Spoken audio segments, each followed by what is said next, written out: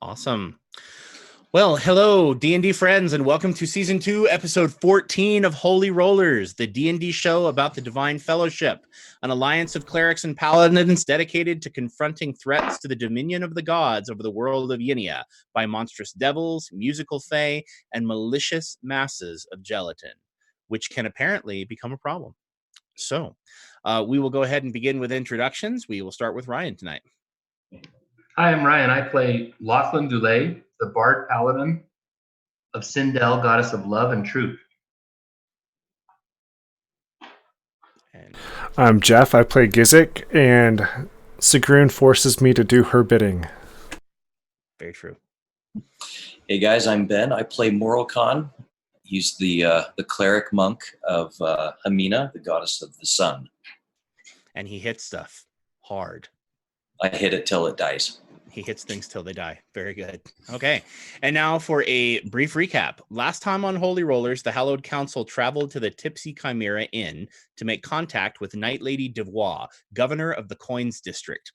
Hoping to gain the support of a powerful noble in Horta City in their quest to find and defeat a Knight of Hell, the clerics entered the inn to discover a feast underway in honor of the Festival of Green. After a few interactions, the priests began to gather clues that something about the inn wasn't right. When they finally found who they thought was Knight Lady Devois, the woman and her two sisters revealed themselves as the daughters of the Archfey, the Piper, and they offered an interesting deal. In exchange for a marriage to one of the Hallowed Council, the eldest daughter, Madrigal, offered to grant them safe passage to the Piper when the opportunity to enter his realm presented itself. Before an accord could be struck, however, the Hallowed Council would have to survive a vicious attack by Shikraz, the goddess of nightmares and fear, who has dragged them into the demiplane of dreams to face one of her clerics, two nymphs, and a pernicious dish of jello, or a gelatinous cube. With the three daughters of the Piper giggling and cheering from the table, the battle resumes as Shikraz herself presides over the nightmare. We will excuse JT, who will not be with us tonight. He is elsewhere, partaking in the glories and pleasures of the happiest place on earth. And may he enjoy that. We wish him well, and we do not at all hope that that mouse bops him over the head for being gone. I hope it rains the whole time he's there. Well, I think it's already rained on him, actually. So, no, just kidding. That's, we want him to have a good time. Otherwise, what a waste of money. Anyway, moving on. So, a reminder, gentlemen, we already went over your positions, but also a reminder about a few ongoing effects. So, the gelatinous cube has been put to sleep by the magic of Gizik, which is really interesting. So, the gelatinous cube is in the corner of this inn's tap room, going something like that. It's making very strange noises, and it's kind of just a puddle as opposed to a formed cube. So it's very odd. And that is what it is doing. Another reminder, because you are in the demiplane of dreams, you may shape a number of squares equal to the action that you take. I forgot about that. If you take a standard action and give up your attack, you can shape 1d10 squares any way you see fit. If you use a move action, you may shape 1d6 squares. And if you use a minor action, you may shape 1 square.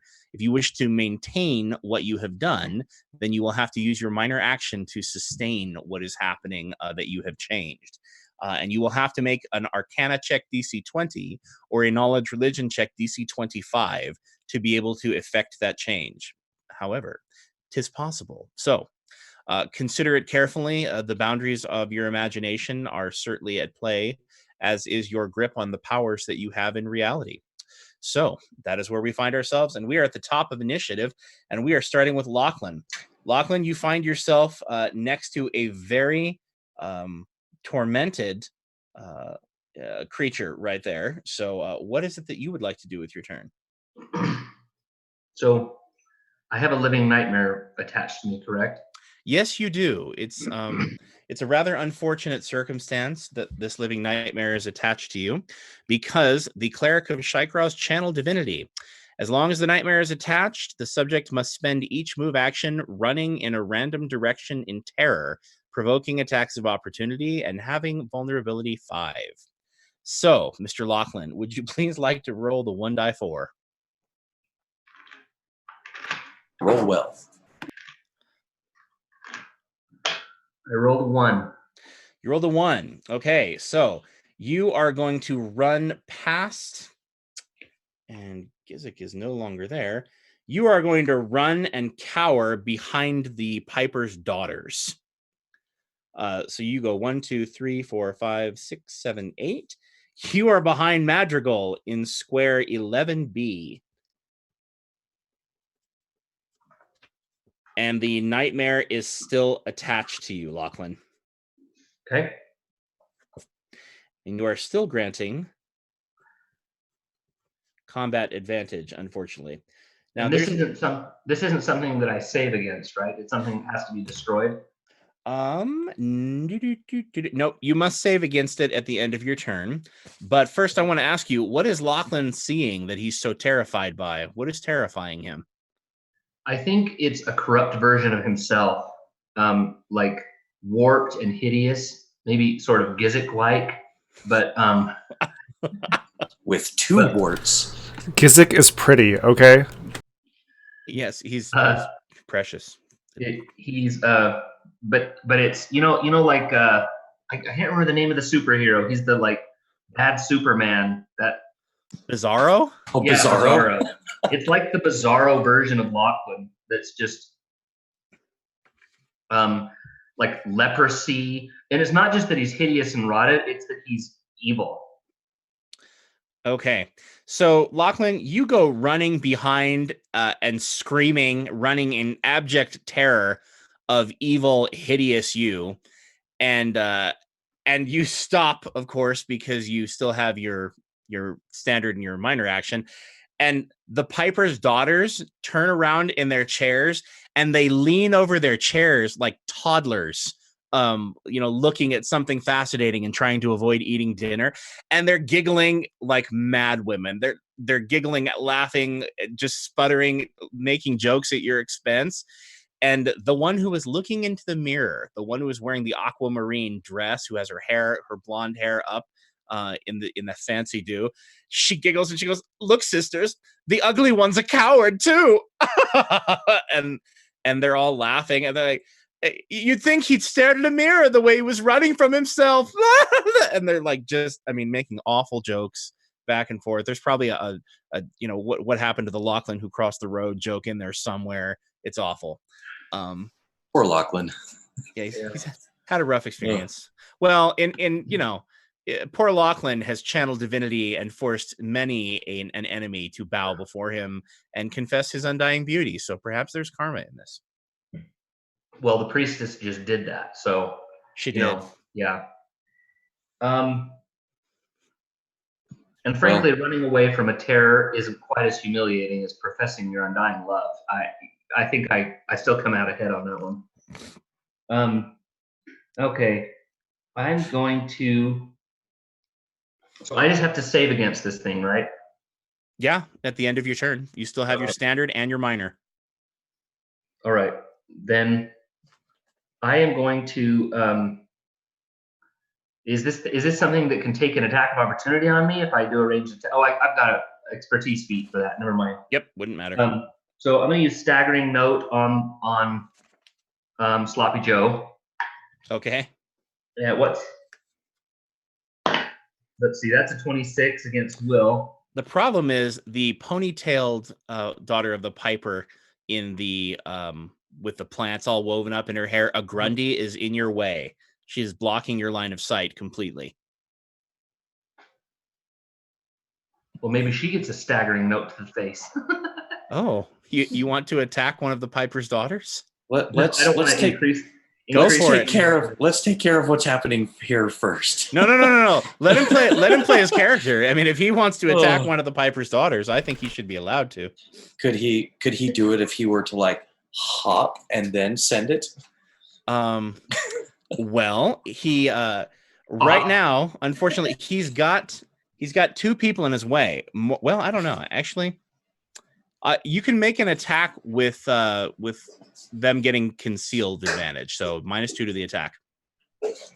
Well, I rolled I got a 26. So You got a 24. All right, that's a hit on Sloppy Joe. Against his will. So he's gonna take 8 thunder damage, and I will not push though. I will just blah blah blah him. Just hit him with some nice thunder, and give old Morocon a melee basic attack against him. Okay. Cool. Which you can do a coup de grace with a melee basic attack. So I can. you can. You just Yes, have to you hit. Well, everything's a hit because he's asleep, right? Well, you still have to roll an attack. You could fumble and make a fool out of yourself. Yeah. Oh, cool. Okay. The 1 is always your enemy. Ooh. But is a 5 okay? Well, That's I with guess your it's okay. bonus. It's a 14 is with my bonus. And don't forget the -5 to defenses too. yeah. Unfortunately, that is still a miss, my friend. So Oh, jeez. It's got to be Joe- close though. Sloppy Joe jiggles in front of you, and you swing your fist wildly. But all you manage to do is kind of graze the top and slime your arm. It's really kind of gross. Well, I wasn't expecting it, so Lachlan sending that is like, oh, okay. No. My bad. What is Sloppy Joe's AC? Sloppy Joe's AC is 21. Oh, Well, not with the minus, Not with all those minuses, but he still only got to 19. right? So with all this talk about Sloppy Joe, are we naming this episode Lunch Lady Land? I just get Sloppy Joe, Sloppy Joe. Not Holy Rollers is not sponsored by Adam Sandler. Thank you. Moving on. Although we're All right. available. Yes, although we're available and we're accepting. for my minor action, I'm going to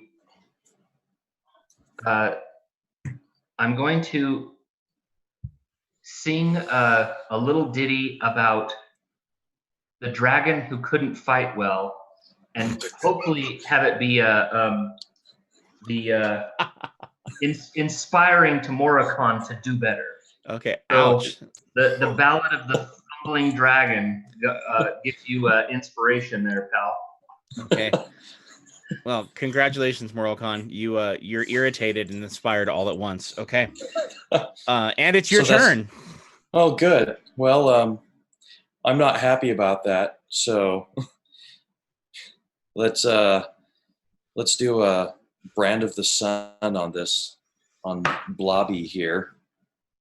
Which Can I save against that guy? Oh yeah, go ahead. Make your saving throw against the nightmare. Okay, I rolled a 9, but I'm going to use Adept's Insight to get a +4 to that. So Okay. I want that saved. All right. Congratulations. So Lachlan, you're clinging to you, but you managed to launch an attack and try to just not look at this thing that's coming for you, and you disbelieve it enough to the point where you are managed to shake it away out of your mind, and it dissipates completely. Oh, so you saved then? Yes, he did. Okay. Because Brand of the Sun would have allowed him to do a save. Oh, If that bummer. were the Well, case, so- I wish he'd failed. Oh, that's unfortunate. Okay. Well, dang it. All right. Swing and a miss. Double failure. So I rolled a 19 against That's a hit. AC. Yeah. So that is a 6 plus 4 radiant damage. So 10 total. Well- Is he vulnerable to radiance? No, he's not vulnerable to Okay. radiance, unfortunately, but I don't think you need to roll. It's an automatic critical hit, isn't it? Oh, that's right.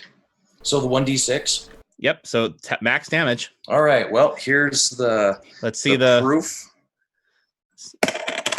Can you see that? no. It's a 4. I rolled a Oh. 4. Well, you still did max damage. Cool. Well, that's going to be 12 then with +4 to. So, yeah. So 8 damage plus 4 radiant, whatever. That's 12 total. Okay. Alrighty then. Hey Jeff, what's the effect on Sloppy Joe right now from your Bewitch? Oh, wait a second. He's unconscious. Lachlan, you're in my. I know, but don't you have him bewitched? He lowered his will or his fortitude. I think his will. Did I? I thought I kept missing with that. No, you bewitched him successfully. Lachlan, I forgot. You're in my aura when you cast that on the Jello. So you get an extra 1d6. That's only on melee attacks, my friend. He would have had to attack in melee with it. Is it? Yeah. Okay. However, in Morokhan's aura, your weapons are on fire, and that includes Gizik's claws, which probably looks really cool. Okay, so that would be the end of Morokhan's turn. And sorry, guys. Bada boom. And okay. Anything you wanted? Have you used your minor action? I have not. Okay. For next turn. Yeah, so I'm going to assume Fighting Fury stance. Okay. Since I forgot to do that. Okay. So Fighting Fury stance assumed, which I don't know what that looks like. I don't know if that's like a Bruce Lee kind of like, you know. I think maybe you do a Power Ranger thing of some kind when that happens. I was pretty surprised with all of this happening, and so now it's like, oh yeah, I have things I can do. So yeah, I do. So yeah. Okay. I do like a Gold Ranger, like. Hua, hua. Okay. So Morokhan's putting on a great show, and the sisters in the background are clapping. Like golf clap. Yeah, as are people on the table, like, ooh, look at the pretty gold dragon. Okay, moving on. Alrighty, now it's Sloppy Joe's turn. Well, Sloppy Joe is asleep because of Gizik's spell, so Sloppy Joe has only one option, and that is to make a saving throw. And Sloppy Joe rolled a 17, so it blurs awake. That's a verb, by the way. So Sloppy Joe comes rising back up, and it looms over all of you and looks terrible. And now it is Amber and Willow, the serving nymphs, who are looking kind of grumpy. Let's see if they recharge their Dark Revelation power. Amber recharges it. Willow, recharges it. That is some bad news for you guys. Okay, so they have both recharged Dark Revelation. Hey, Matt, where's Anduriel in initiative? Anduriel is right after the nymphs. Okay. So they are going to take their turns first. So Amber is going to move 1, 2, 3, 4, 5, 6, 7, 8. Amber moves behind that table into square 10K. And she is going to make a lovely knowledge check. And she's going to attempt to manipulate the demiplane of dreams. And she gets herself a nice 21. And so she manages to pull it off. Let's see how many squares she gets. Where's the 1 to 10? There we go.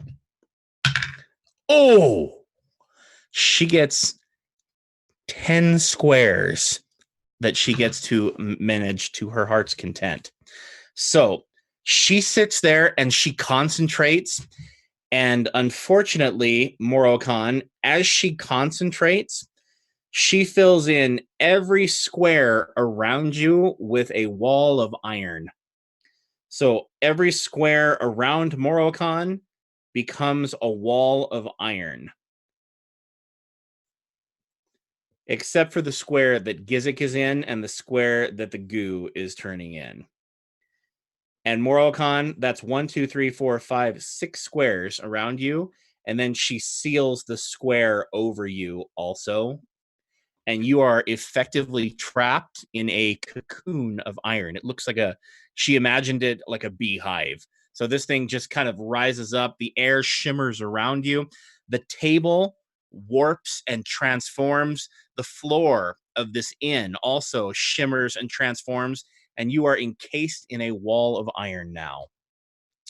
And Gizik, you are not trapped in it because she didn't. She wanted to be able to cover the top of it and close him off completely. And What so does she this did. look like to Gizik? Well, to Gizik, it looks pretty disturbing because a wall of iron just went up right behind him. Maybe it smacked him on the butt as it was, going up. Okay. So Gizik's like resting against an iron wall now behind him, which means he's cornered with Sloppy Joe, which isn't great. So yeah, and that's where we look. That is her turn. And Willow has Anduriel next to her. But did Anduriel use his nastiness, his swarm of shadows last turn? Or is he visible? I think he's visible. He's visible, yeah. He's visible. He's visible. Well, she recharged her dark revelation. So she is going to pull back on her robe and expose lots of her beauty in an attempt to stun him.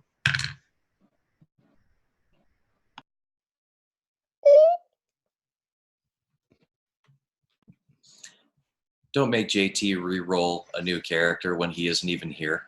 He's not even here. That's the perfect time to do it. Okay. Ah!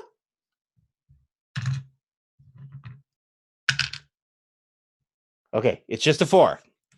Okay. Could be a lot worse. It's just a 4. So unfortunately, he will take max damage and take 12 points of psychic damage, and he is stunned. Doesn't he have some sort of immunity to that with his armor? No, he does not. He has the ability to shake it off at the beginning of his turn with superior will. So he gets to save at the beginning of his turn as opposed to at the end of his turn, which is nice. So she does 12 points of damage. She glows with this unholy golden, or this, mystical eldritch golden light that kind of shimmers out of every area of her cloth, outfit, her brown robe that she was wearing. And Duriel, he yells out, and then he just kind of stares at her, leering at her, and like drooling a little bit out of the side of his mouth, and one of his fangs probably bites his lip, and it's a really unattractive look overall on him. But it is now Anduriel's turn. So he is going to make a save at the beginning of his turn. Unfortunately, he rolls a 5. So Anduriel is stunned until the beginning of his next turn, and that is his turn. Gizik, my friend, it is your turn. All right. Let's see what this Jello can take. Please just kill it. Kill the Jello. And I'll just attack it with Hag's Hunger. Okay. Just start grabbing big chunks of Jello and eating them. Oh. You get an extra 1d6, by the way. Yes, your claws are on fire if you hit. Oh. All right.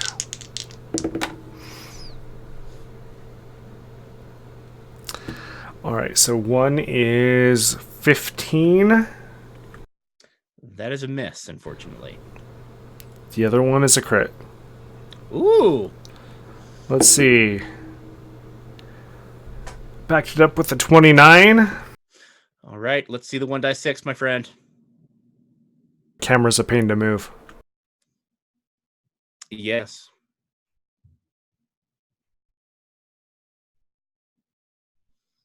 There we go. Let's see that. Let's see the 6.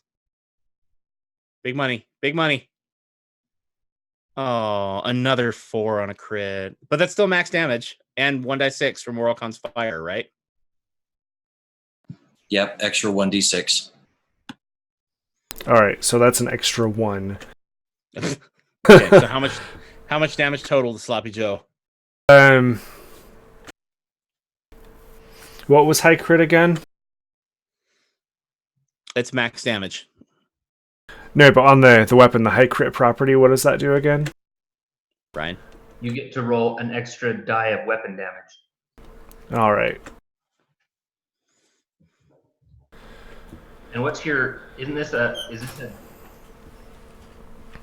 he have an implement that gives an enhancement bonus to his claws? Which weapon are you using?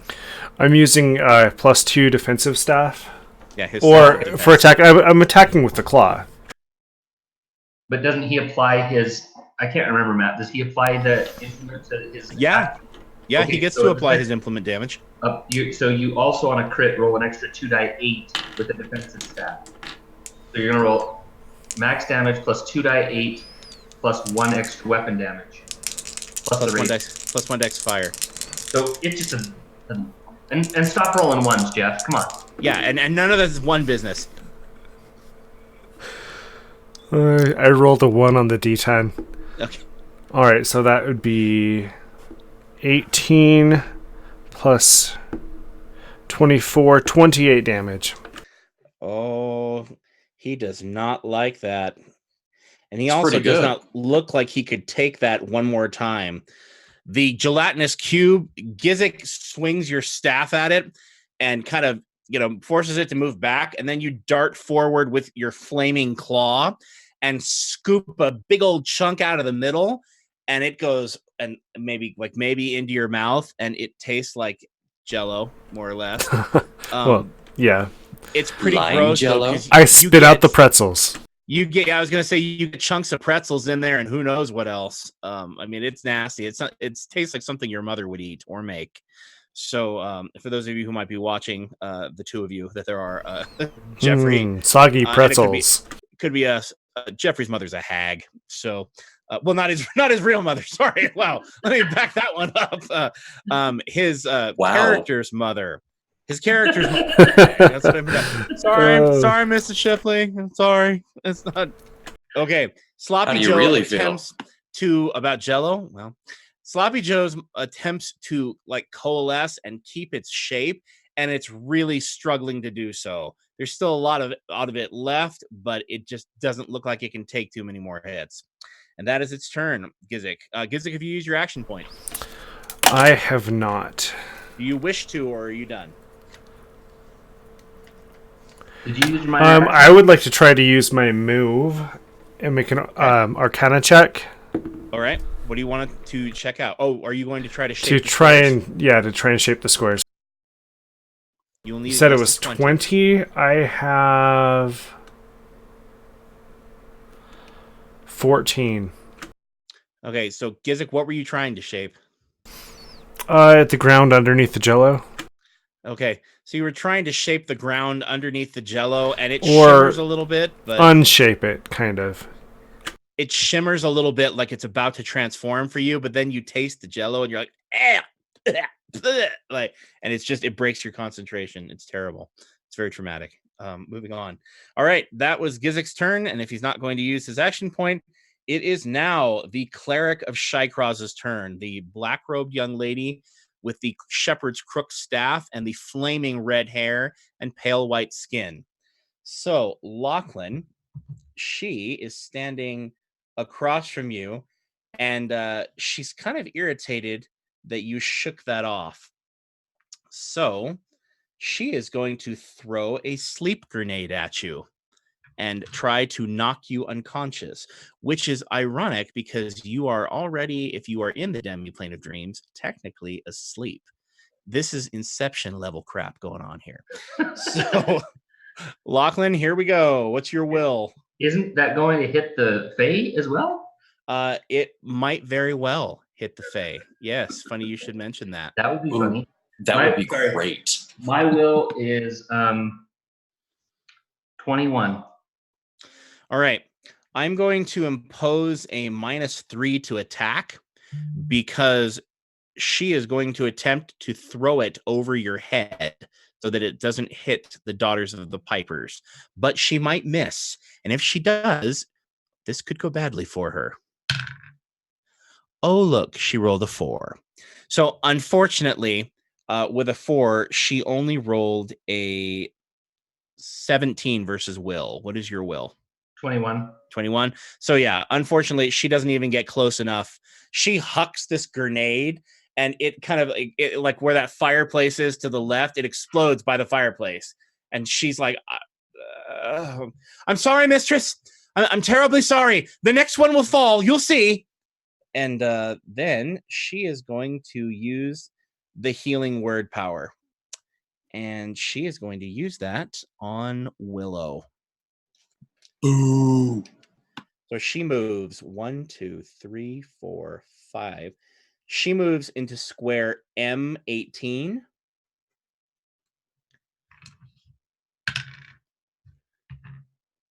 And she heals Willow for a not insignificant amount of damage, unfortunately. And so, all right.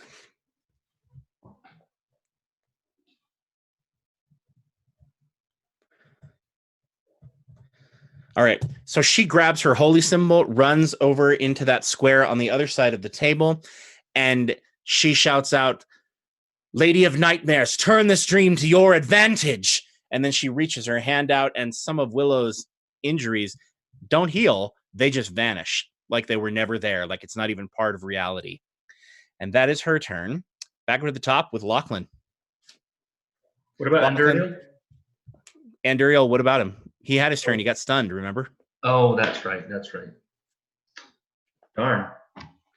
Yeah, that's bad for you. He's your striker. He's one of your strikers anyway. Okay. The daughters of the Piper, by the way, Lachlan, are still leaning over the chair, looking at you, and they're like, "Well, what are you going to do now, Ugly Bard? Come on, Ugly Bard. Do something entertaining. Make your wart attack them." Oh. Warp reality and do exactly that. Yeah.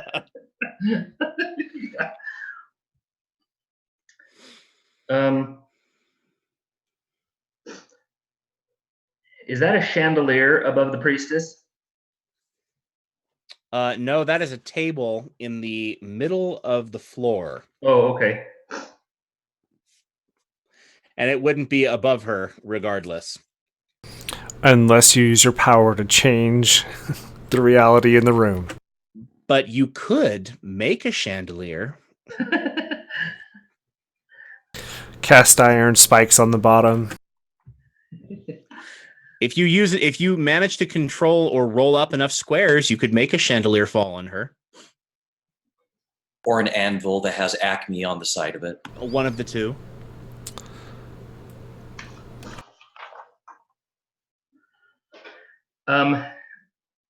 Okay, I know what I'm gonna do. I'm with my standard action. I am going to with my move action. I'm gonna go 1, 2, 3, 4, 5, 6.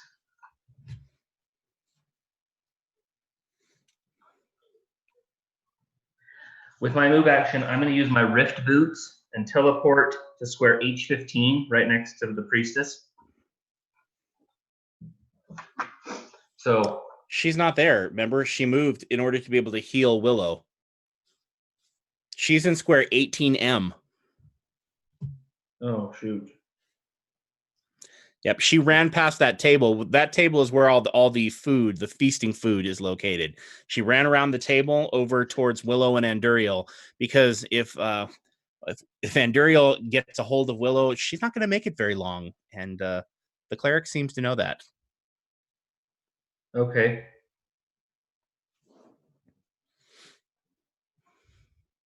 Look, sisters, it can't make up its mind. Maybe the wart's doing the thinking.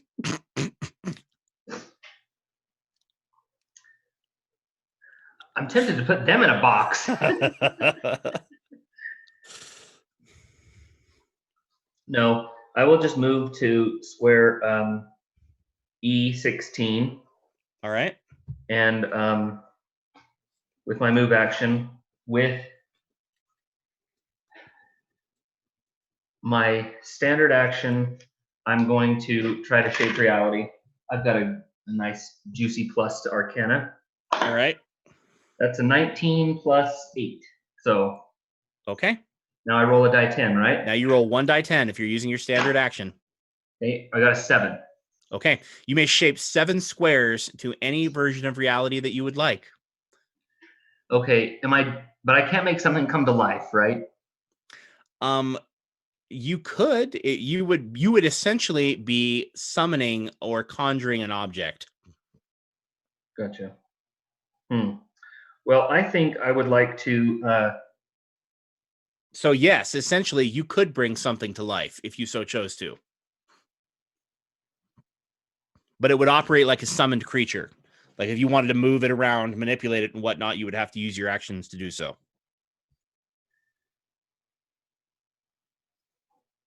I want to do in all the squares occupied by enemies. So in Amber's square, the Priestess's square, Willow's square, and 3 of Sloppy Joe's squares. I want to cause the ground underneath them to turn into acid. Okay. Like a vat of acid. Here's your problem. You are, well, actually, let me look. 1, 2, 3, 4, 5, 6, 7, 8, 9, 10. No, with a standard action, you can move out 10 squares. You have a 10 square range on this bad boy. So you want to make 1 square under all of them acid? Acid. All right. So you have 7 squares. How many are around the cleric? Well, just the square that each of them are in. That's and it? 3, and 3 of the squares that I think that adds up to 7. 1, 2. Well, no, and then all 4 squares that Sloppy Joe is in. Okay. So the cleric, you can't 1, 2, 3, 4, 5, 6, 7, 8, 9. You can't reach Willow, but you can get Amber, the cleric, and Sloppy Joe. Okay. Well, let's do Amber. Let's do Amber, the cleric, Sloppy Joe, and for good measure, 1, 2, 3, 4, 5, 6, 7, 8, 9, 10. I will try to undo the square in F9 of the beehive iron wall, and make a nice little door for him to walk out. Yep. All right. Very good. So unfortunately, the square that Moroccan is in is also surrounded. So that would create one, but the square Moroccan is in is also surrounded by, he's boxed in. Like Han Solo boxed in. But if I do F9, doesn't that create an opening from where he is to walk out? It normally would if it were darkness. This isn't darkness. It's a solid object. So he's in an object? He's in an object for all intents and purposes. That's why the line between Moroccan and Gizik is leaning up against a wall, if you remember I said. Oh, I gotcha. Yeah. Okay. So Moroccan can't really move very much in his square because he's Han Solo encased in iron. If he comes out of that, that'll be a different circumstance entirely. Okay. So Lachlan, Amber and the cleric with the flaming red hair scream as the floor turns into acid. Sloppy Joe, who is a gelatinous cube, has 10 acid resistance and doesn't seem to be bothered by it. Well, no, this is 80 die 6 acid in my head, in my mind. You're like, actually, I was using a kitchen baking soda. That's I throw baking soda on the kit. Nice try. Unfortunately, Sloppy Joe is made of acid, kind of. He's tripping on it. And that is Lachlan's turn. Moroccan, it is your turn, and you are boxed in, my friend, by some horrible. Do they take damage? What's that? Do they take damage? On the beginning of their turn, they will. Oh, gotcha. Okay, well, I'm trapped in a box. You're Moroccan in a box. I put that box inside of another box, and then I mail that box to myself. Yes. Anyway, so... yeah, nothing like a little humor here. Two options, my friends. You can try to reshape reality, or you can punch your way through the iron wall. Which is what I'm leaning toward, is to try to reshape reality. Okay. And I don't have Arcana, but I do have a nice bonus to religion checks. All right. So, which are you attempting to use? Your minor, your standard, or your move? I'm going to be using my move. All right, go for it. Let's make an Arcana check. Big money. Or higher religion check, right? Yeah, your religion check is 25. You need a 25.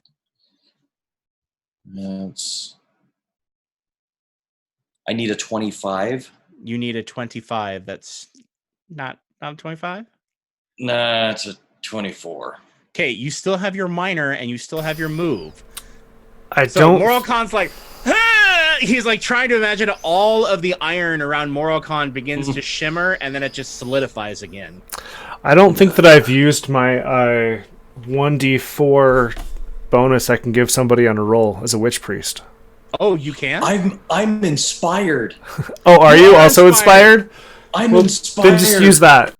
Yes, right. I'm inspired. Well, you only need one, so you got it. Roll the one. It's just 1d6, right? Yeah, roll the 1d6. Yeah, I got it. I'm good. Very nice. Okay. All right, Morocon, roll 1d6. How many squares did you get? All right, 1d6. I've got 6. Hooray! Right. Morocon, you wipe out all of the squares that were left of iron around you. Hooray! So you are standing next to Sloppy Joe, and you have free reign. All right, so they shimmer, and then Morocon remembers Lachlan's song "Mocking Dragons" and gets pissed. Thanks for nothing, Lachlan. We can't touch dream matter. Okay, so I am now that I'm free, I'm Yeah, you're looking. standard in your minor. I'm looking at Blobby here, and I am just frustrated beyond all get out. And I look at this blob. I essentially just conjure a ball of fire in my claws and just wind up and big ol' haymaker sacred shielding. Very nice. Give him a good one. Which is a 22 against AC. That, my friend, is a hit. Oh, good. And that is better. So that's that is 15 damage. And did you add your 1d6 and your stance? Oh, my stance. So that's 18 damage. All right. I don't get the bonus from Blades of Holy Fire, but my allies do. Gotcha.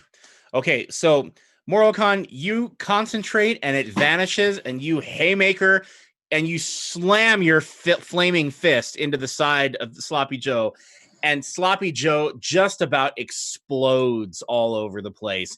He's still dribbling. There's just this little pile of sentient slime that's like, like, but it's just it's like almost reduced to a medium-sized creature now. If somebody pees on it, it's going down.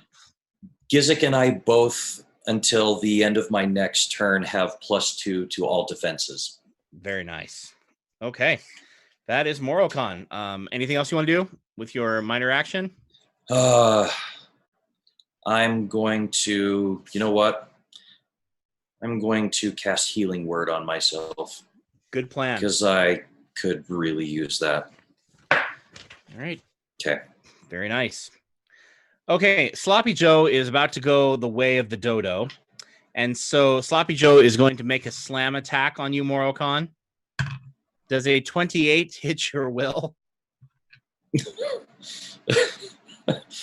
And I know the answer. So I don't need to answer that. Don't forget your +2 bonus to defense. Oh, yeah, it doesn't matter. Yeah. Unfortunately, Morocon, you take 14 of slam damage, and you are 14? immobilized. 14, my friend. So you know that healing that you just did? I mean, it was great, but it took out most of that heal. Gosh darn it. It did. Hey, it could have been worse. And it is worse because Sloppy Joe is now going to use its action point and move to engulf you now that you're immobilized. And so +11 versus reflex. It automatically hits an immobilized creature, so there's no point in rolling. You are grabbed and you are pulled into the cube's space, dazed, and take ongoing 11 acid damage until the grab ends. So, Morocon, you get pulled into square 7G. You are now in what is left of Sloppy Joe as it attempts to devour you on its way out of this world. It won't. It will be short-lived. I sincerely hope so, because that ongoing 11 acid damage is going to make a difference. So at some so Gizik, I need you to finish off this Jello before the acid takes effect. That would be great. Okay, well, good luck. Hopefully, Gizik is unpredictable. You never know. He may decide to go after one of the nymphs on his turn. Right. But you do you, Jeffrey. You do you. So that is Morocon. That is the Jello. It is now the nymph's turn. Well, where are they? One of them has stunned Anduriel, and the other one, well, first things first. Amber takes 5 points of acid damage. That's the one on Anduriel, right? No, Amber is the one who is on the other side of the table, on the other side of Sloppy Joe. Okay.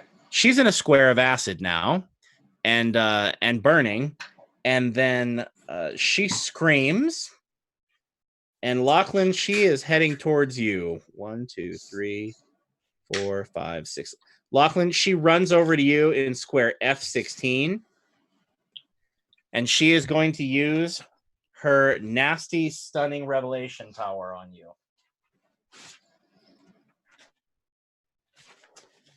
And I wish you luck. Does a 17 hit your will, Lachlan? Nope. 21. Okay. So she runs over to you, pulls back her robe, and glows with an unearthly golden light. And she is intoxicating, but you manage to look at her and go, I've seen better. Or That's exactly what I was going to say. I say, please say that for real. yeah, I'm sorry. I shouldn't have stolen that from you. That was my bad. Okay. So you shut her out effectively, and you're like, and she's like, you don't know if she's more offended that you say that, or that you're thinking it, or that you telepathically tell her, look, honey, you need some serious highlights. And like, anyway, moving on. Okay, that is her turn. She is pretty upset. And Willow, let's see if she recharges her stunning revelation. She does not. So she is going to... Yeah, she just has no desire to be in melee with a vampire, shockingly. So she is going to run 1, 2, 3, 4, 5, 6. Oh. 1, 2, 3, 4, 5, 6. She is going to run behind the cleric into square 18L. Anduriel's still stunned, right? Anduriel is stunned, unfortunately. Okay, so he doesn't get a melee. Nope, he cannot take an attack of opportunity while he's stunned. So she's going to do that, and then she's going to cast Dark Whispers on Anduriel. And she rolls a 2. So even though he is stunned, she can't. She's a little bit too terrified after having been bitten to pull her crap together. So she starts casting a spell, and then whispers fly out of her hand, and then she just can't hold the spell together and manages to just drop it. Now it's Anduriel's turn. Anduriel has the superior will feat, so he rolls against stunning at the beginning of his turn. And he gets a 12. And that means Anduriel gets his turn. And let's see. Let's decide together as a party. Do you think Anduriel would go after Willow or the cleric? Willow. I don't think there's much of a question there. Yeah, I don't think he cares. But that's my opinion. So we're going to have Anduriel make an acrobatics check. Oh, he rolled a 20, so he is Batman. So Anduriel vaults over the table, and he does a round off and goes 1, 2, 3, 4, 5, 6 squares into 19L. Right next to Willow. And he is going to hit her with Taste of Life, Blood Drinker, and Blade of Nightmares. This is really going to suck for her if he hits. Oh, Anduriel rolls a 3. So he comes over and he tries to grab her. And the priestess with the shepherd's crook staff, she hooks it around his hand, pulls it away from Willow, and pokes him in the face with it. So he's like, and he's like, oh, she hits him in the face with it. Not enough to harm him, but enough to dissuade his attack, unfortunately. And that is what she does. Okay, Gizik, my friend, it is your turn. All right. Kill the goo. Kill the goo. Well, let's try aggressive compulsion. On See the if goo? we can, on the goo. See if we can get it Okay. to. I'm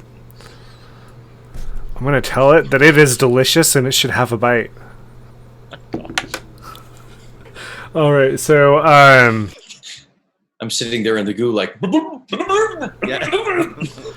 that's a 22 versus will, and it has a -2 penalty, so that should Yeah. probably hit. Yeah, it has an 18 will. All right, the goo will now attack itself. Well, I get to slide it 2 squares first. Sure. I'm going to move it 2 to the left, Okay. which should break that grab, and Marocon should be free now. All right, yeah, but if you move it 2 to the left, you just engulfed yourself in the goo. I was south of it. Oh, to the left. Okay, Oh, are we... that's fine. So if it the is- letters are on top, I'm moving it to the left. So E and F, I got you. Yeah, 6, 7, EF. Okay. All right. So back by the table and closer to the Piper's daughters, who, as the goo moves towards them, are like, "Ugh, get it? No." Hey, it came from her plate, didn't it? Well, yeah, a Grundy, the ponytailed, grouchy one, is the one who picked up the dessert and threw it. Although I don't know if you can really call Jello a dessert. I mean, it masquerades as one, but that's neither here nor there. So, in any case, all right, Gizik, and you force it to attack itself. Yes. Yes, I do. All right. So the goo basically it goes into like it's just quivering in place, and then it explodes all over those squares into a lovely pile of acid. And that is the end of the Jello. I am so happy right now. Okay, the Jello has died. Remove your hats, please, gentlemen, for a moment of silence for the Jello at the Thanksgiving table. I give Gizik a fist bump. There you go. Very nice. All right. Very done, Gizik. Now it is the cleric of Shykraz. So she has a really angry vampire next to her and is thinking, I don't think this is such a good idea. So she is going to hit Anduriel with Fell Strike with her crook staff. She has a plus 11. She gets a 22, which I believe more than hits Anduriel, even considering his fancy new armor. So she clocks Anduriel with her staff.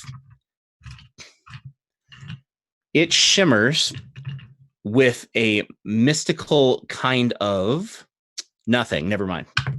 All right, 5, 13. Anduriel gets clocked and knocked prone.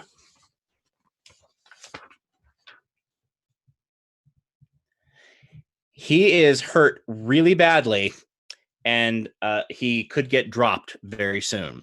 So in addition to yanking his arm away and deflecting that other hit, she then whirls the crook staff around, hooks it into his fancy new gray armor, yanks him down, and knees him in the face and breaks his nose.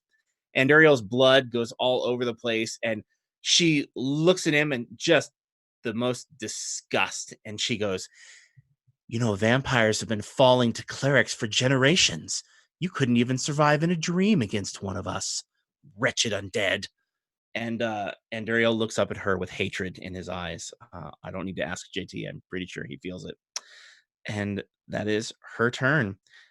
She's going to stay right where she is because she thinks she can finish him off. Lachlan, your turn. Okay.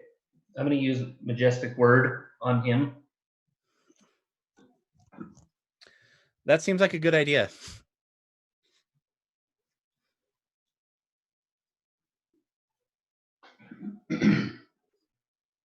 That will allow him to spend the hurt surge and regain 5 extra hit points. And I get to slide him 2 squares. I will slide him 2 squares closer to me in square I-19. All right. That That would be 3 squares if you brought him into I-19. You can get him into J. Wasn't he in L? He's in L19. Oh, K. J. Yeah, you're right. J is what I meant. Sorry. Okay. That's okay. Let's just take time to do that. I know my letters. He's still prone. So what do you say to him as you urge him to crawl across the floor? He's like, Enduro, get out of there. Just come on. It's not very majestic, but it feels good. Okay. Well, you, for some magical reason, managed to stir him to action. So Anduriel scrambles over the way and looks up and goes, "Don't tell me what to do, Bod. Just heal me." And so something similarly British and obnoxious. And that's Lachlan's turn. Okay. All right, you still have a standard. That's a minor, yeah. So I'm going to use Song of Discord on the priest. No, I'm going to do it on Willow. You doing Willow? Right next to each other, right?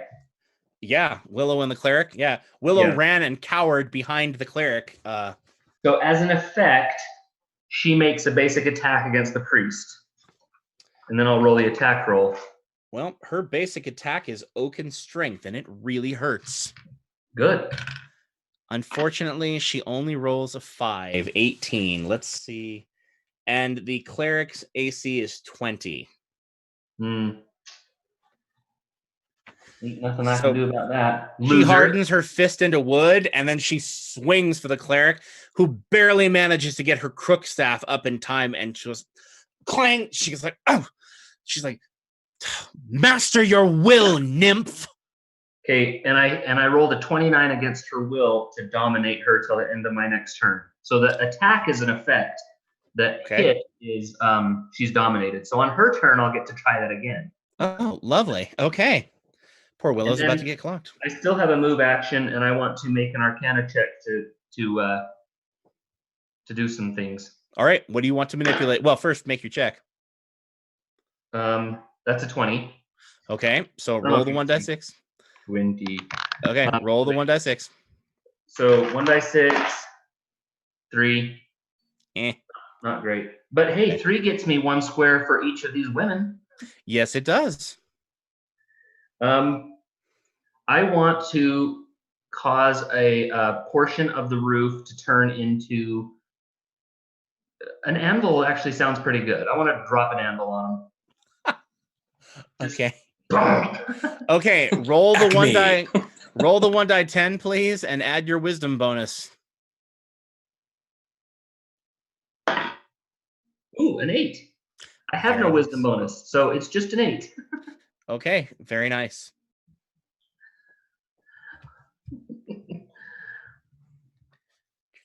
And so you have a range of 5 when you use your move action to do that. Oh. So you can reach Amber. 1, 2, 3, 4, 5. You can't reach Willow. You can't reach Willow or okay. Well, don't worry. I'll reach Amber. I'll drop an anvil on her, and then to either side of her in 15 and 17 F. Mm-hmm. I will put 2 hedges, like spiked hedges, in there. All right. No one has yet to strike the cleric, have they? Lachlan has, hasn't he? Like physically strike them, or just... No, nobody's... I mean, he burned her with acid. She started her turn in acid, which I'm making sure to mark off. So by the way, Lachlan, that acid dissipates because you didn't use your minor action. Yeah, that's fine. So, where's... although you did drop anvils on people, so... What square is Lachlan? Are you in now, Lachlan? I'm still in square E16. Oh, okay. Never mind. And that'll... Well, you put up spiked barricades around you, right? Around her. Oh, okay. In F15 and 17. Okay. All right. So Willow is right next to you? Amber is right next to him. Amber, I mean, sorry. Willow is trying to get away from Anduriel and hide behind the cleric. Okay, that is Lachlan's turn. Morocon, it is your turn, my friend. Okay, I am going to wait. Which square exactly is Amber in? Amber is in square 16F, right in front of Lachlan, Okay. right to the south of him on Okay. on a northwest. So I'm going to move to. I'm going to move into square I-13. Alrighty. And I would like to use a miner to try to warp reality. Okay. That will give you 1 square within 5 squares. Or no, excuse me. A minor action gives you 1 square adjacent to you. 1 square adjacent to me? Yep. Cool. So what is this next to me? Is that a brazier? Yes. Well, it's a standing torch. Standing torch? Yeah, it's like it almost looks like a fancy lamppost. There are 4 of them set up. You get the idea. It looks like a feast decoration. Like they wouldn't normally have these out in the center of the inn. Okay, cool. I want to. Okay, let me roll real quick, and then I'll tell you what I would try to do. All right, go for it. I'm going to try to change that. I'm going to try to change that brazier into something. Okay. Can I change it into an ally by chance? Not with a minor action. Oh, okay. Well, okay. Then, let me test the limits of this, but let me roll first, which is a 22. So that's not enough, is it? Not quite, unfortunately. Okay. All right. Well, never mind. All right, you still have your standard. All right. Well, my standard. You could charge Amber if you wanted to.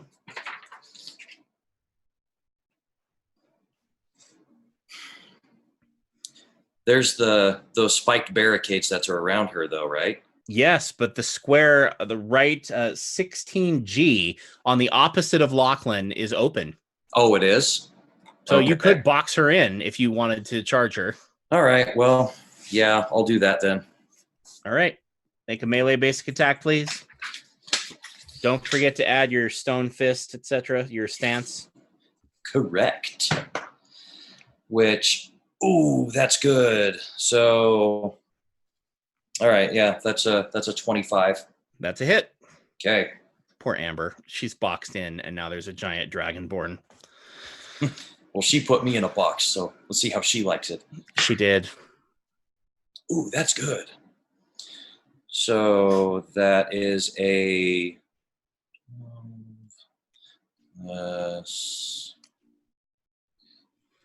oh, this is going to go great. So that's a 19. Okay. Poor Amber. So much for healing. All right. So, Moralcon, you come up behind her, and how do you attack her? Okay. Well, I run up to that brazier, and I think really, really hard, and then get really sad. And I'm like, okay, well, you're closer to me. And so I'm just going to sprint up to her, run around I'll do a little hop to get around the barricades and just kind of just slam down, punch as I run up to her. All right, in the back, Banner. Okay, so Lachlan, you're fighting her. She just finished that aura, that golden light attack with her beauty, and it subsides. And as it subsides, she's furious and looks at you and clenches her teeth and goes, oh! And then Moralcon clubs her from behind, and you lift up your sword, and she barely manages to prevent herself like falling onto your sword. But she does plant her feet firm. She doesn't look like she could take that hit again, or much more than that. And that is Moralcon's turn. Woot. Okay, the Jello is gone, which means it's the Nymph's turn. Let's see if she recharges her Dark Revelation. And she does not, which means, boy, is she in a bad way. Uh-oh. Lachlan, how are you looking? Are you bloodied? Ryan, you're muted. Sorry. No, I'm not bloody. Okay, you shook your head, so I realized it was a no, but I wanted to hear it, okay? Yeah. There's not. Maura O'Connor, you bloodied? I am not. All right, well, she's going to swing at Lachlan because She's she just marked thinks... by me. She's Yeah. in my aura, my defender's aura, so. All right, she got herself a 23 versus AC. Does that work? That is a hit. Yep. Ooh, 11, 20 points of damage, and she pushes you 1 square back. Lachlan, she clubs you. She bats your sword out of the way with her bare hand, and it clangs like it's striking wood. And then she swings her fist and chest punches you and knocks you backward. And she shifts 1 square away from Morocon into E16.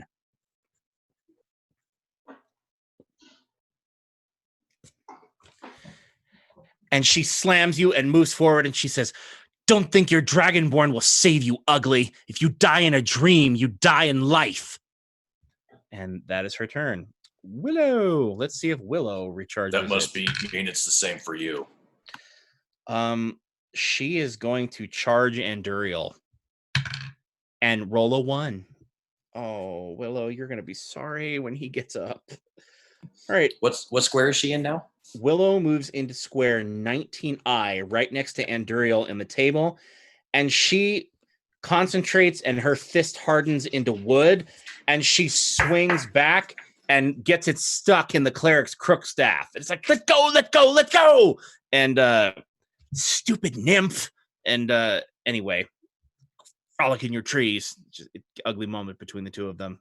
And that is it. Now it's Anduriel's turn. Anduriel gets up.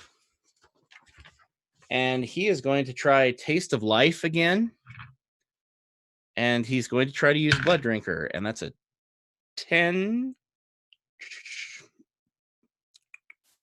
That is unfortunately, it's just a 16 versus her Fortitude, which is 21. So again, Anduriel tries to grab her and cannot seem to get a hold of her. She's darting and she has that higher dexterity than him. She's just dipping and darting out of the way. And that is the nymph's turn, which makes it Gizik's turn. All right. Gizik moves and then charges Willow, ending up in 18I.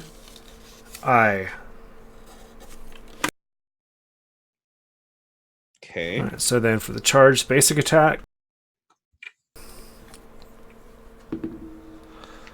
14 versus That AC. Is a swing and a miss versus her 22 AC, my friend. Yeah, I could bring that up a little bit, but not enough. Not all right. So Gizik, you go lumbering over and you charge. Have you used your action point yet? I have not. Can you do that after a charge? I thought charge ends your turn. I think you're right. Charge doesn't end your turn, unfortunately. Okay, back to the top, Lachlan.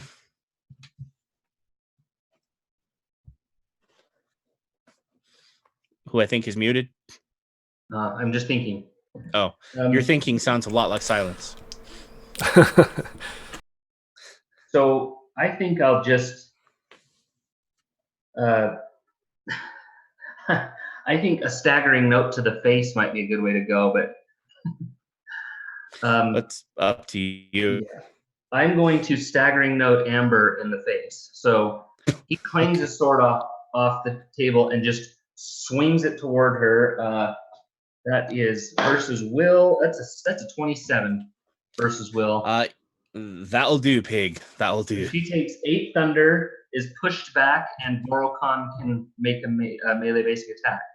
Would you hit this time, reptile?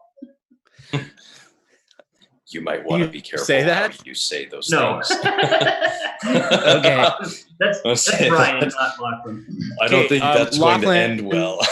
Lachlan, are you also going to be sustaining your creation or no? No, Because I'm if going to do not- something else. Okay. All right, Morocon, make your basic melee attack. So that's a 21. That is a miss. Oh no, you're flanking. Yeah. You're flanking with Lachlan. So were you counting that in or no?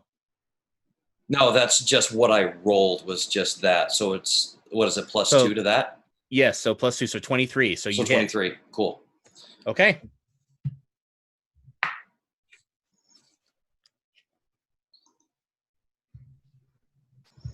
And that's an extra 8 damage.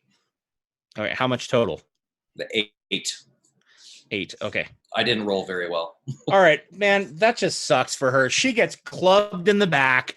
Lachlan, you clang on the table that the Piper's daughters are sitting at and tuning fork her into Morocon, who punches her in the back again. And she just, if she gets hit one more time too solidly, she's dizzy and whirling, and that'll be it. What square is she in now? Well, she got punched back into you, so now she's in square F16. Okay, Yeah. so she's still in the same square. So I want to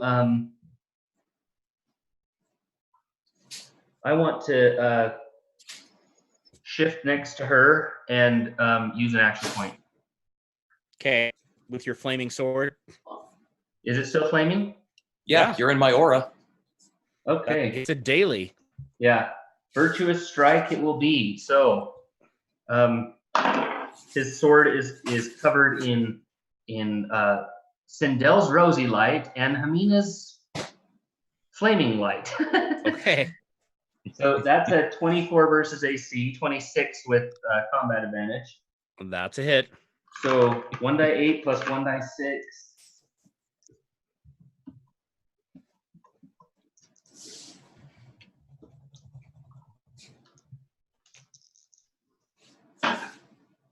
So 16 points of damage. That 1d6 is fire and radiant. Is she vulnerable to any of those? No, she has no vulnerabilities, Okay. but she does have vulnerability to 0 hit points, which, as it turns out, many people have no immunity against. Amber goes down like a ton of bricks, Lachlan, as you leave her in twain, practically.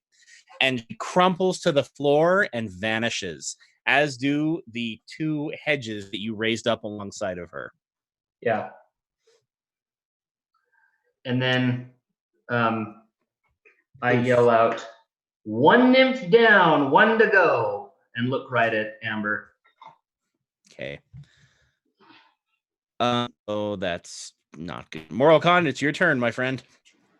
All right. Okay, by the way, you do that, and the Piper's daughter, Grundy, with the pail and the so many plants woven into her hair, she slams her flagon down on the table as you end her and goes, "Yes!" And her sisters just kind of roll their eyes. Yes, sister, it was good sport. And that's her reaction. You're up, Morocon. Okay, I'm going to move right up into that cleric's face. So I'm going to move up into L18. Okay. And I am going to drop a daily. Oh. So I'm going to sprint up to this. And just as my claws start burning and glowing, I'll mutter a little prayer to Hamina in Draconic. As I'm running toward her, I do a, what is that? Come on, math. You're killing me. That's a 21 against AC.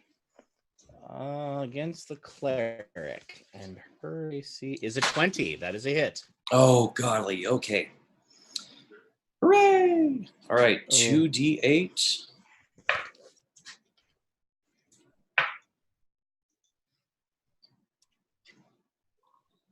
Six plus 1 is 9. That is a 17 points of damage, and she has ongoing +5 fire damage. Okay. I'm going fire 5. Didn't like that. All right, Moralcon, she feebly tries to raise her staff up the block, but you're glow so brightly with sunfire that she squints and she can't really see where you are. You bat her staff out of the way and do her right across the face. Her black robe catches fire and her hair catches fire, and screaming, "Oh, you wretched dragon!" Ah! And you still have a minor, don't you? I do, and with my minor, wretched dragon am I. Hamina, burn all those who stand in your path. And I channel divinity. Oh, she's gonna love that on the start of her turn. Okay, Morgan, you explode in an aura of sunlight. Also, good I thing learned you something. are I one learned star something away new from Imperial. about. I learned something new about avenging flame. If she decides to attack on her turn, she does not get to save against her fire damage. Ooh, that's nice. I don't think she's going to want to keep burning, but I don't know because her allies are dropping like, well, jello. Okay, very nice, Moro. And now it would be the nymph's turn. Well, Amber was dropped and Willow shrieks. Let's see if she recharges her dark revelation, and she does. Oh dear, where are you, dearest? Wow. Willow. Ooh. She, with her minor action, she looks out at the daughters of the Piper and she shouts out, she goes, surely the test is over. Must we continue this? Madrigal just waves her on. No, to the battle's conclusion, dear one. Come along. Strike them in any way you can. And she kind of like, she whimpers a little bit, and then she pulls back on her robe and launches that bright glow attack at Enduriel and rolls a 1. Oh my gosh, the incompetent nymph. She needs to go back to nymph school. So she pulls back and glows, and it comes out her butt or something. Who knows what? It just doesn't work. And it's gonna love that. And there you go. And so she glows, and Duriel laughs at her mockingly, and he says, "Oh no, child, we finishing this confrontation to its conclusion," or something similarly British and dark. And that would be Anduriel's turn. He is again going to try to use Taste of Life on her. And this time he is going to hit her. How ironic. So she is going to take 2, so 11, and he is going to use Blood Drinker. Plus 8 is 19 points of damage. He's also going to use Blade of Nightmares, and he's going to immobilize that poor girl as he bites her and begins to drain her of her blood. All right. And Duriel gets up. Willow is immobilized, which pretty much effectively ruins life for her. And that is Enduriel's turn. Okay, Gizik, my friend, you're up. And you're there. Yes, I am. I will try to bewitch Willow. Go for it.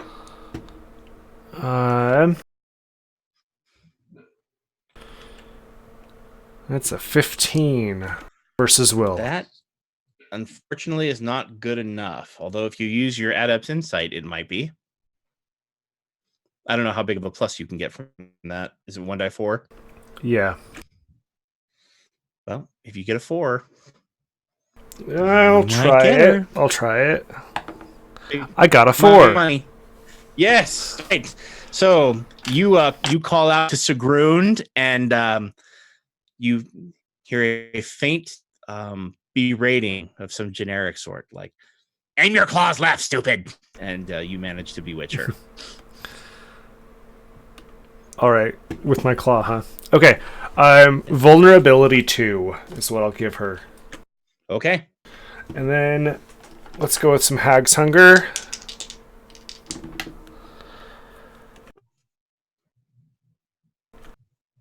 The two rolls are 19 and 22 versus AC. Miss and hit.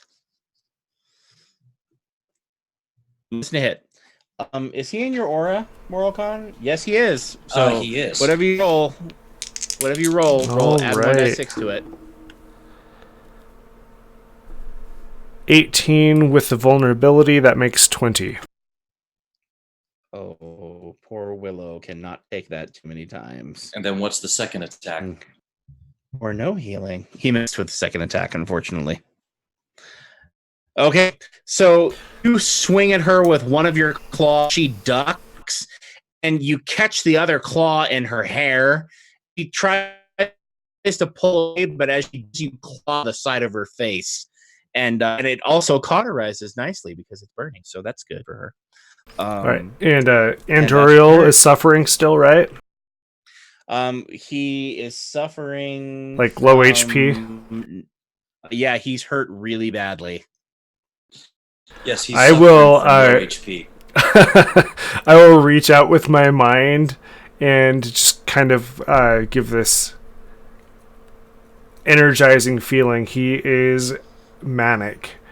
Ardent Surge. So he gets Healing Surge plus 5. Very nice. Okay. All right. And that's my turn. Is feeling rather healthy. Very nice. So Gizik, you flare with some kind of energy, and Anduriel is like, like he's up and moving around. He's also just drained someone of their blood, so he's feeling pretty good right about now. And that is what happens on that account. Very nice turn, Gizik. Well, now it's the cleric's turn, and she burns a little bit. And it's not a personal itch, but it is actual fire. Oh, and she also gets burns. 1d6 plus 3. Oh, yes, and she burns in your aura. Roll that up. Which is max damage, so 9. Oh, she loves you. She wants The one to time I actually curtains. roll a 6 on my... Okay, so you are blazing with... She's on fire, and you're blazing with fire. And it's burning her... Like, where she's burning, she's on fire. She's burning because of your radiant energy. So she shrieks and is going to shift back 1 square away from you, Morocon, because... Do I get an attack of opportunity? Not when she shifts back 1 square. And she's going to run. 1, 2, 3, 4, 5, 6, 7, 8. She runs into square P11 behind a standing torch in the middle of the room. And she is going to use Healing Word on herself. Because if she doesn't, this Didn't is she going to use be that really already? bad. Yes, but she's full cleric and can use it twice per encounter. Yeah, that's what happens when you don't multi-class. Little bit juicier in the main that you have. So she goes running and running away from fire, and let's see, and she does manages to stamp out the fire. So she goes patting out the fire and grabs her holy end symbol and says, "Lady of Passions, heal my wounds. I can still win. I can still win this. This is your realm." And so her holy symbol flares with a violet light, and it kind of washes out and snuffs out the rest of the fire. And she's a little bit more energized, and that is her turn. Back at the top, Lolan. You know, I think he has an insult for her, but we've got a Willow. Which square is Willow in? You have Willow is trapped between Morocon and Anduriel in square K19. K19. She's right behind you, Morocon. I thought she was in I-19. Nope. She's in J19. Gizik is right next to her. She's trapped between three members of the party and basically been ordered to fight for her life, which she's doing. Okay. Well, I'm going to move. Oh, I'm going to move and then charge. Actually, no. I'm going to move and then.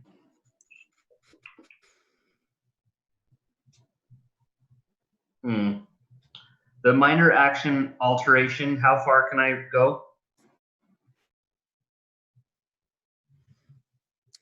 Minor square, unfortunately. What?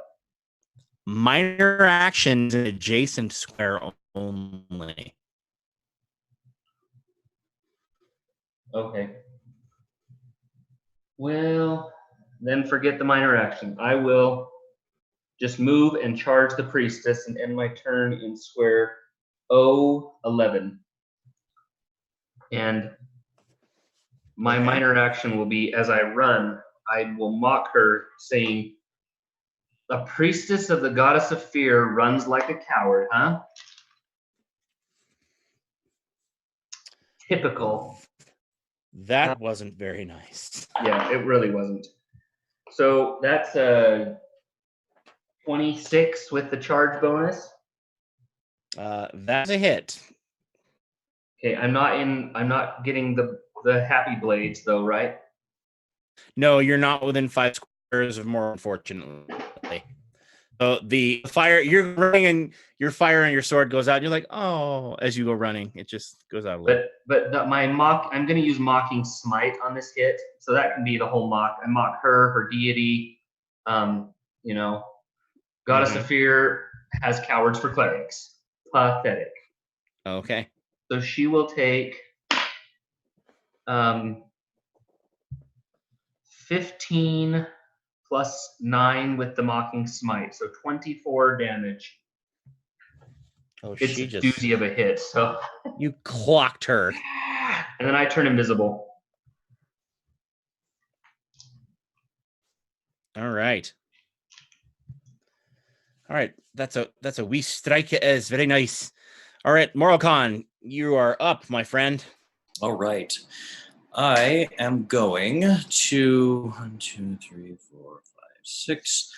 I'm going to move up to square Q12, right next to the cleric. Okay. Would I be considered flanking by chance? Not unless you move into Q11. Okay, well, that's 1 square away.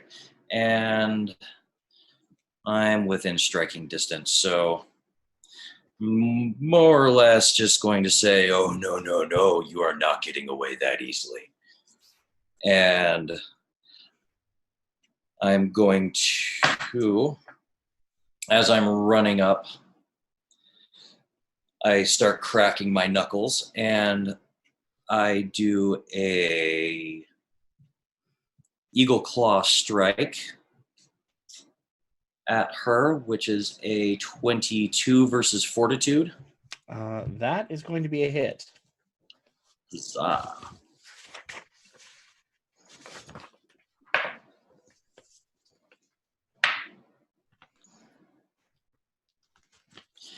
Eight plus 4 is 12, plus that is 18, plus that is 21 points of damage.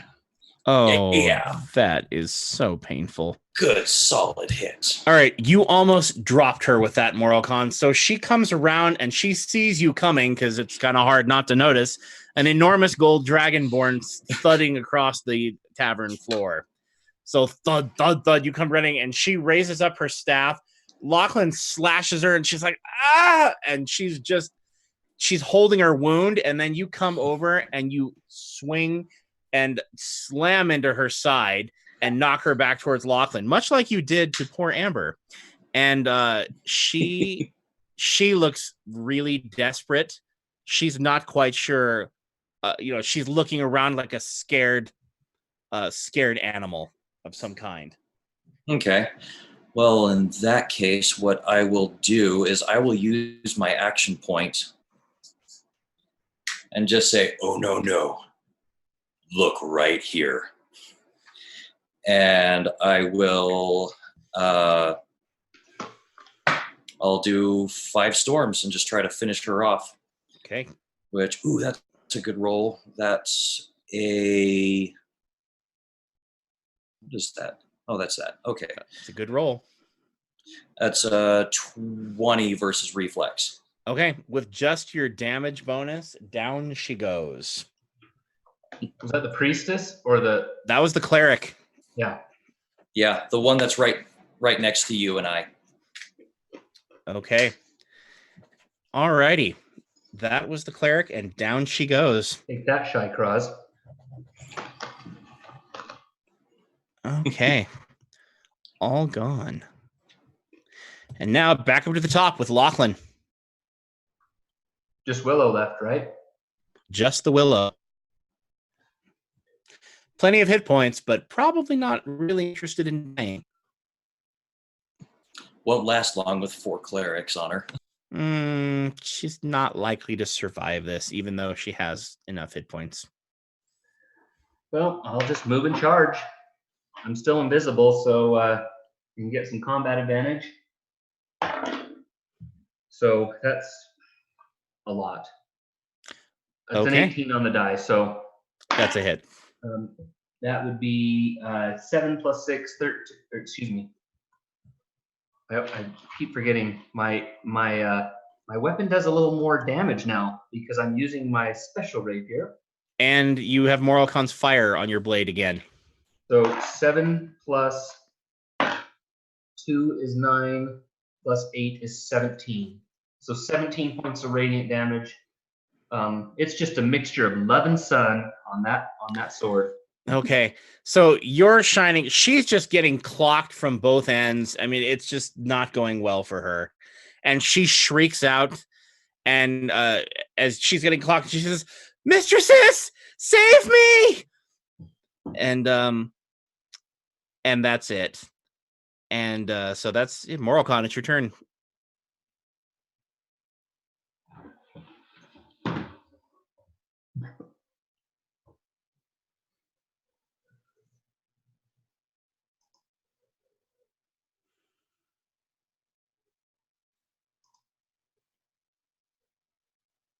Kizik, did we skip you? Did I just check this up? Yeah, I think we skipped Gizik, actually. Am I having a senior moment, or did we just skip Anduriel? Yeah. I was confused. That was a great hit, Lachlan, but I jacked that up. So we're gonna instant that. Well, I'll tell you where this is gonna end. Madrigal stands up at her chair again, and she says, "Enough. I see no reason to belabor this." And she says, "The contest is decided. They have defeated your challenge. Surely that is sufficient. I see no reason why this girl should die." And the figure in the corner, in the black hood with the dripping black hair, who looks a whole lot like the girl from The Ring, lifts her head, hasn't lifted her head through the entire thing, picks up her staff and pounds the floor with it, and everyone in the room vanishes except for the Piper's daughters and the 3 of you. And 4 of us? 4? The 4 of you. Sorry, JT's not here, but he's here. Anduriel is here. So just as Anduriel was about to finish her off, and Gizik was probably about to finish her off, she brings this to a close, and then she just resumes an inert state, still sitting in the corner. However, you all take 10 points of psychic damage as waves of hatred that are toxic to your souls begin to emanate off of her. Ouch. What are you all down to? I'm not bloodied yet. But Okay. I'm down a fair amount. I'm nearly full. Do you need a hit point number, or? No, I'm just going to tell you, you take 10 hit points of damage, and the force that is emanating off of her, this toxic hatred, that seems to be inundating you is not subsiding. Well, I'm going to move away from her Okay. as far away as I can. All right. So you go moving away from her into the corner, and it follows you and seems to be just building and filling up the room. I scream, let's pray. And I start praying to Sindel. Yeah. Okay. Wake us from this nightmare. Amina, dispel this dream. Show this mad witch who the real boss is. Does Gizik say anything, or does he figure he gets Sigrun's answering machine? Oh. You have reached the voicemail box of Sigrun. Beep. Please imagine a middle finger. That's not... Sigrun's voicemail box is full. Does Gizik also pray or no? Yes, he will also pray. What does he say? It's like, Sigrun, you're better than she is. Flattery. Just stop this farce. Okay. A shimmering light takes shape in the center of the room almost immediately in response to your prayers. And you see the vague outline of what looks to be an old man of some kind who nevertheless appears to somehow have an ageless quality about him. It's very hard to look at him because he shines rather brilliantly. And as his presence kind of fills the center of the room, you see a very similar crook staff in his hand and a golden scarf around his neck. You may make a knowledge religion check to identify who you think it might be.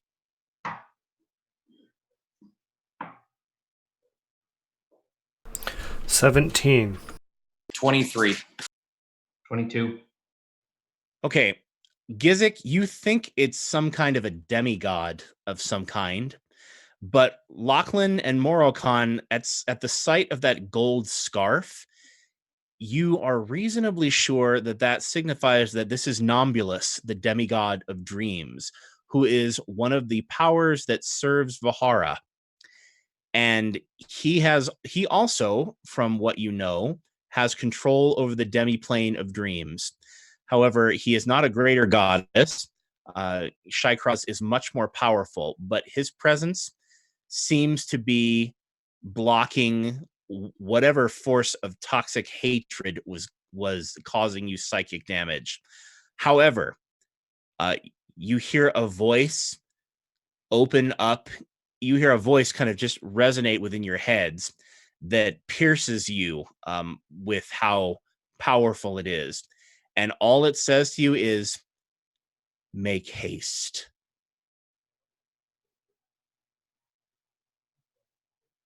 You can feel that hate coming towards you, but Vahara. it's being held back. I wasn't expecting her help. Can I try to warp reality and create the exit door that we came in from? You so can. We can leave? You absolutely can. However, the Piper's daughters seem to be waiting for you. And Madrigal looks at you and crooks her finger like that. Well, let's run over. Okay.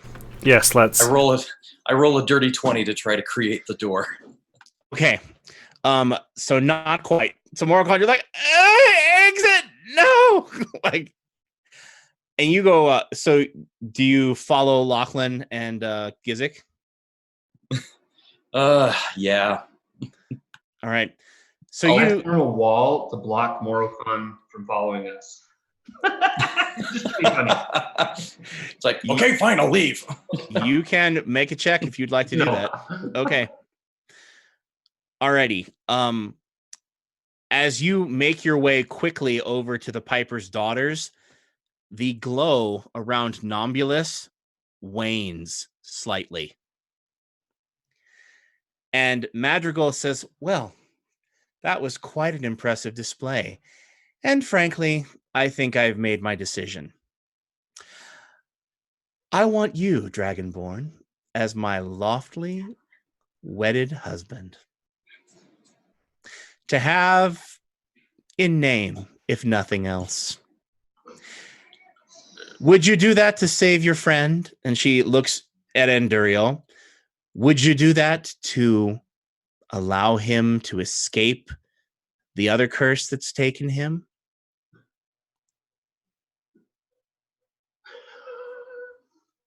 Okay, the one with the ponytail, a Grundy, looks at Madrigal and she says, I like him too, sister. He hits the hardest. I wonder what kind of marriage, if that's the if that's the standard for a mate, what can we expect out of this marriage? So Vanamira, the sister who's holding the mirror, and who keeps just kind of primping, no matter what she's doing, is always primping to some extent. She goes, "Oh, but sister, he's got scales. I mean, what could you do with him? Play with his teeth? For goodness sakes! What would father say?" And she says, "Father is not here. Father needn't be troubled. I like him. He's butch."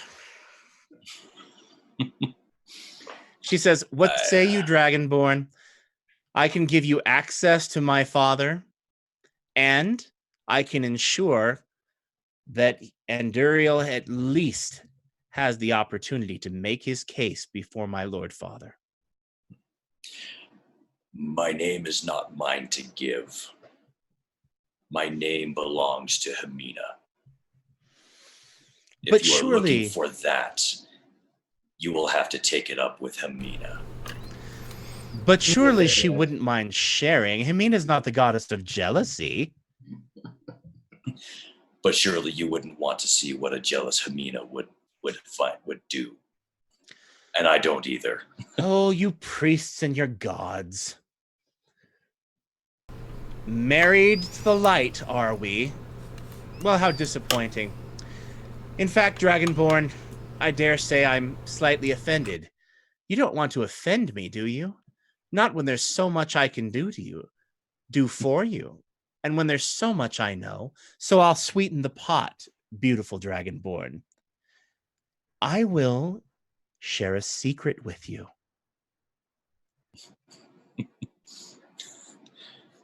And I'll give you an enchanted item from my father's trove. When the time comes, I'll make sure that you gain access to my father. And all you have to do is unite with me in holy matrimony.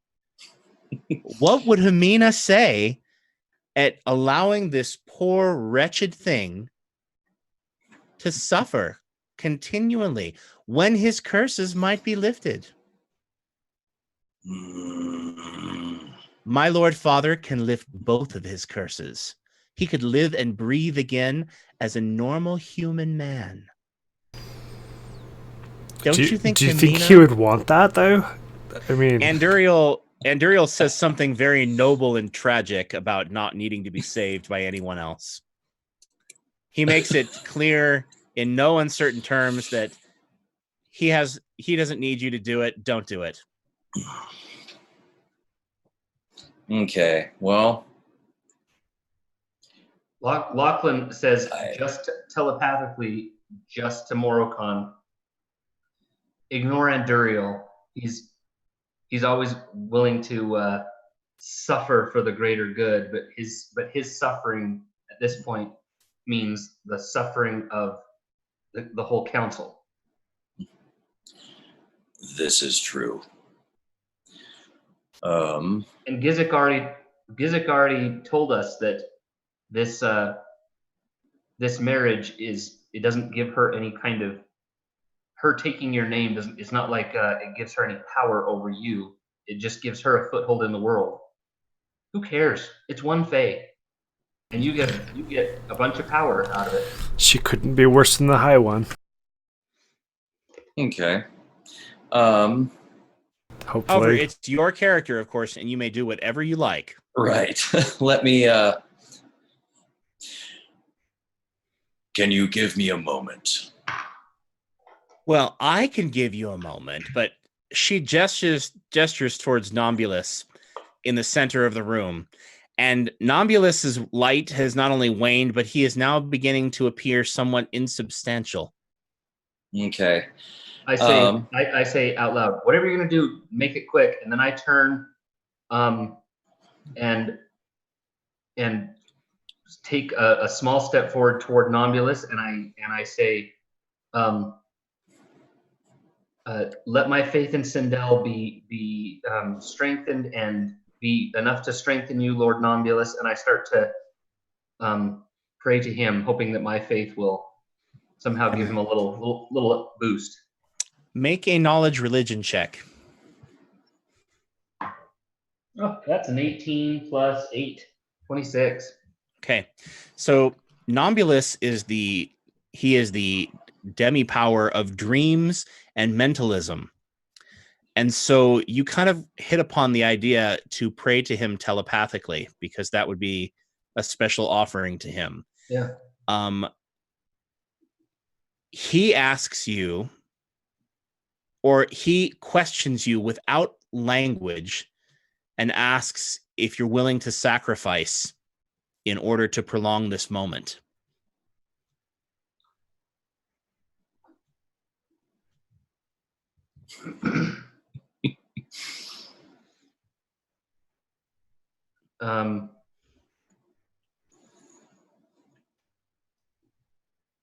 Oh, we'll marry off our friend, but we're not so sure we want to make a sacrifice to a demigod. Ooh. Well, no, I don't mind making the sacrifice if it was not if all I'm making the sacrifice for is so that Lizard Boy can make up his mind. That's not worth a sacrifice. If it's to like save our lives, totally. But I say,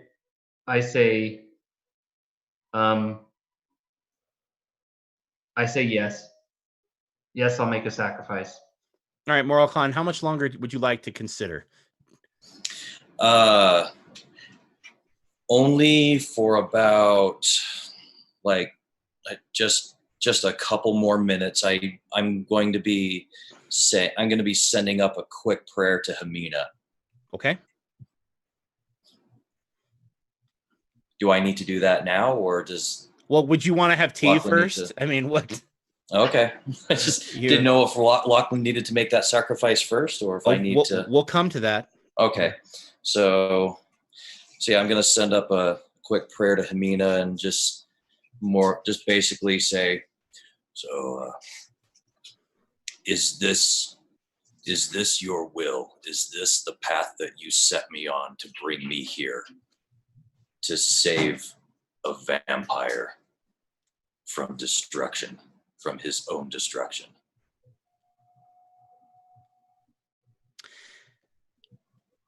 You are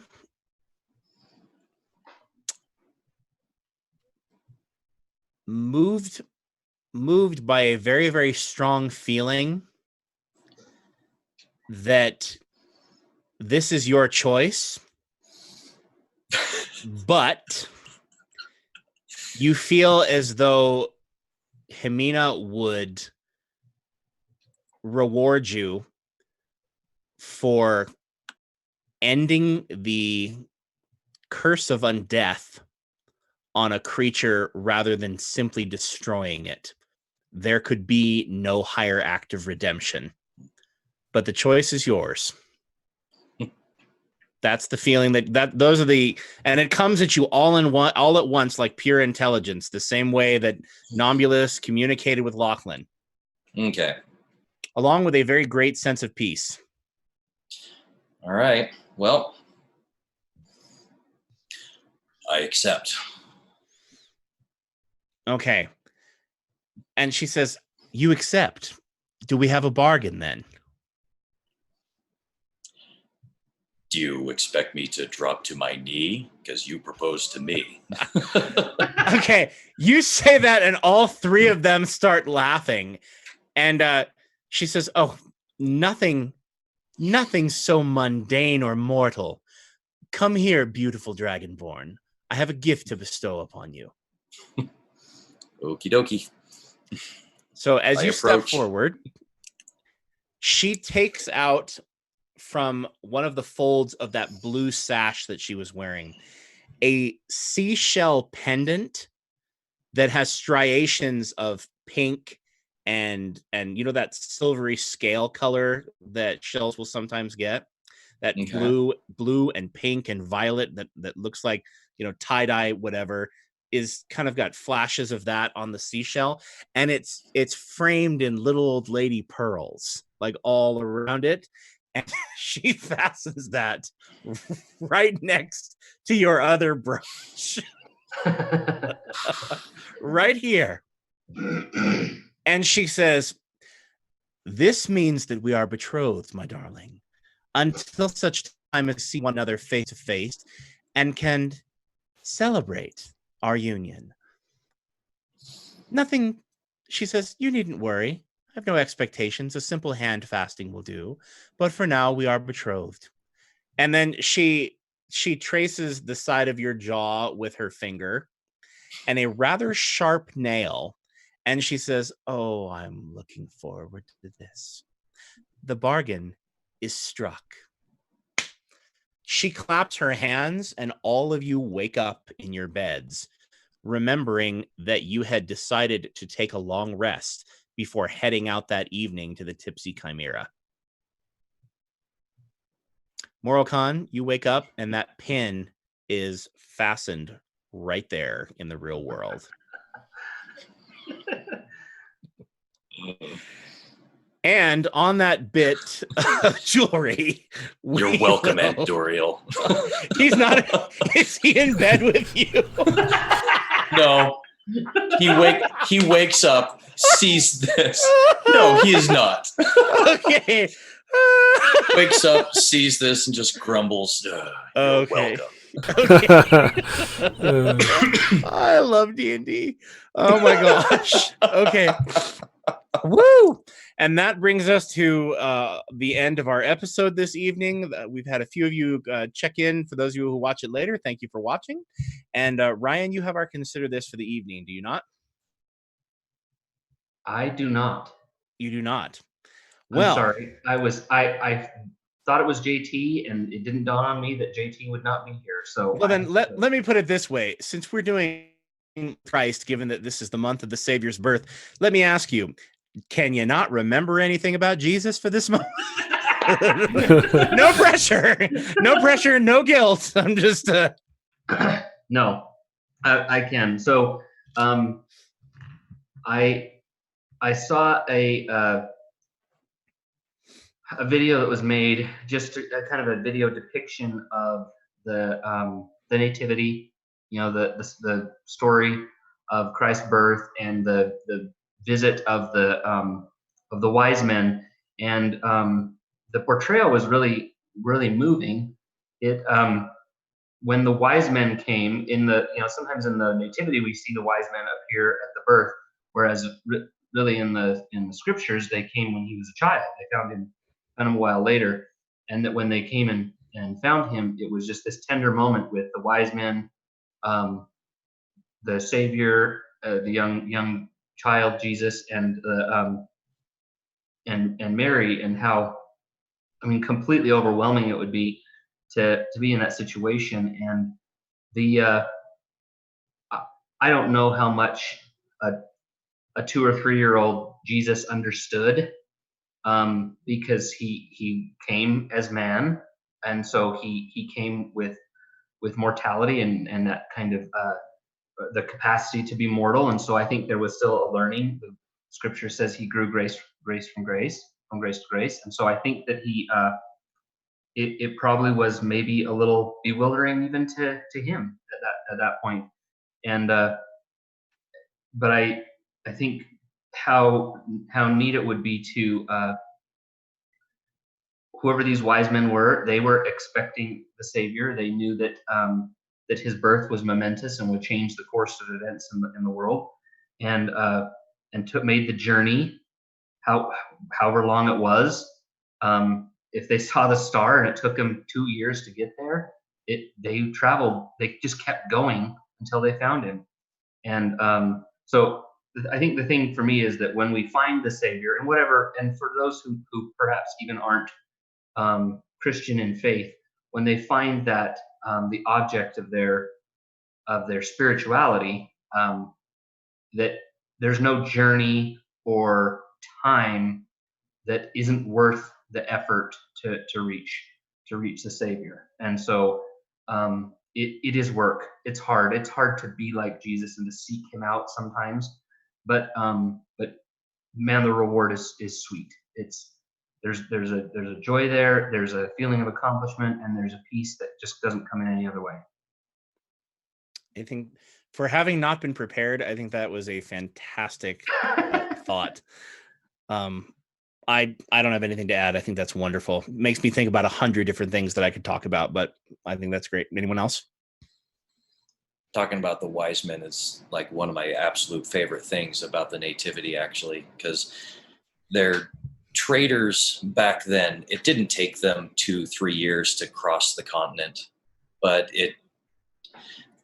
they were searching for him. So I could imagine that when they convened and found each other, that they went from village to village following the path of that star until they found